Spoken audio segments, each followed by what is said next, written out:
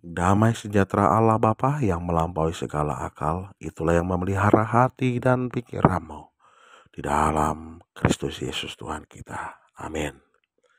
Shalom Mamang Inang, rekan-rekan saudara-saudariku yang dikasihi Tuhan.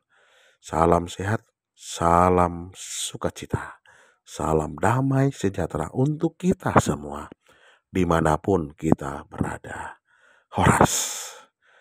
Kita akan mendengarkan renungan firman Tuhan yang tertulis dalam kitab Amsal pasalnya yang ke-29 ayatnya yang kedua. Beginilah bunyi firman Tuhan. Jika orang benar bertambah, bersukacitalah rakyat.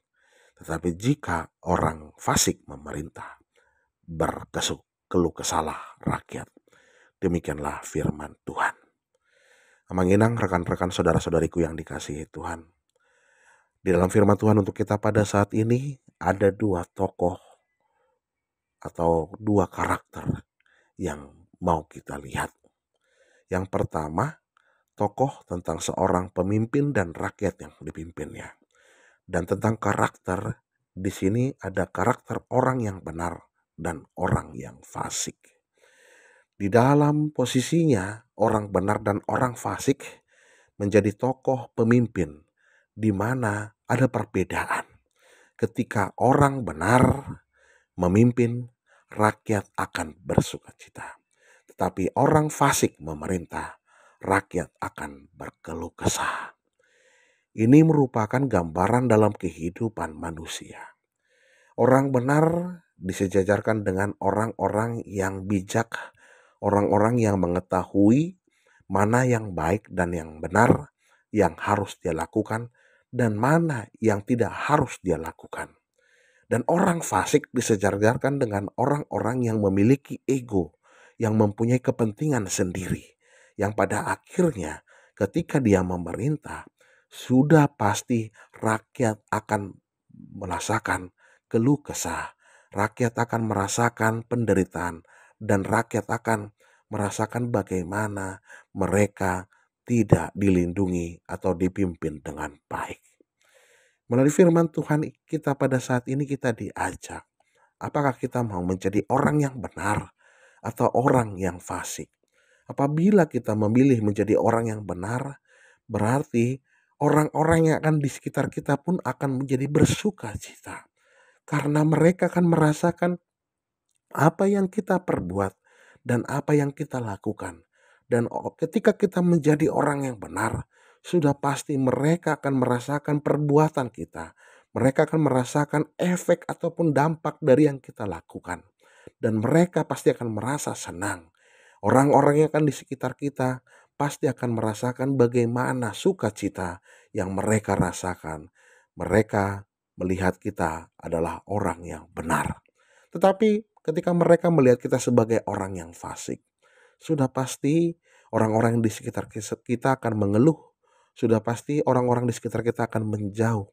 Dan mereka akan mengatakan bahwa kita adalah orang yang egois, yang hanya mementingkan kepentingan diri sendiri. Lalu firman Tuhan untuk kita pada saat ini, apa yang mau kita pilih? Apakah kita mau menjadi orang yang benar atau kita menjadi orang yang fasik? Dan bagaimana caranya kita menjadi orang yang benar? Bagi kita orang Kristen, kita harus hidup di dalam Kristus, di mana Kristus sebagai tokoh sentral dalam kehidupan kita. Kristus menunjukkan bagaimana kasih Allah yang datang ke tengah-tengah dunia ini, yang memberikan pengampunan, yang memberikan pengasihan, yang memberikan pengorbanannya untuk umat manusia. Dan oleh karena itu kita merasakan kasih-Nya. Dan oleh karena itu kita merasakan sukacita yang begitu besar. Oleh karena itu pula, sebagai orang Kristen, pengikut Kristus, kita harus mewujudkan kasih Kristus itu di tengah-tengah kehidupan kita. Baiklah kita menjadi orang yang benar yang diterangi akan firman Tuhan. Memberikan penerangan, pencerahan kepada orang-orang yang di sekitar kita. Dan mereka akan merasakan dampak bagaimana kita menjadi orang yang benar yang diterangi oleh firman Tuhan.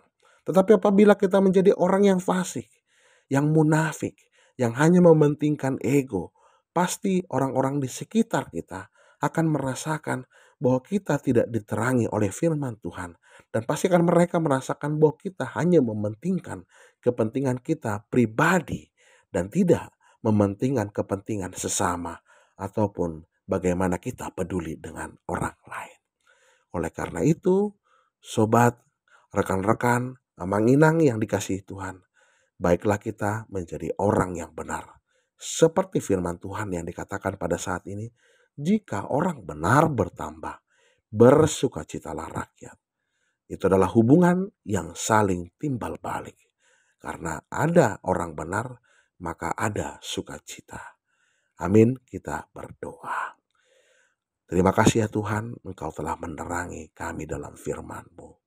Kiranya Engkau jadikan firman-Mu ini menjadi buah yang bertumbuh dalam kehidupan kami. Pribadi lepas pribadi Tuhan. Berkati kehidupan kami. Berkati orang-orang yang sedang sakit Tuhan. Supaya mereka mendapatkan kesembuhan daripada-Mu. Berkati orang-orang yang lemah. Supaya mereka mendapatkan kekuatan daripada-Mu. Ini doa yang kami panjatkan dalam nama Tuhan Yesus Kristus. Kami berdoa dan mengucap syukur. Amin.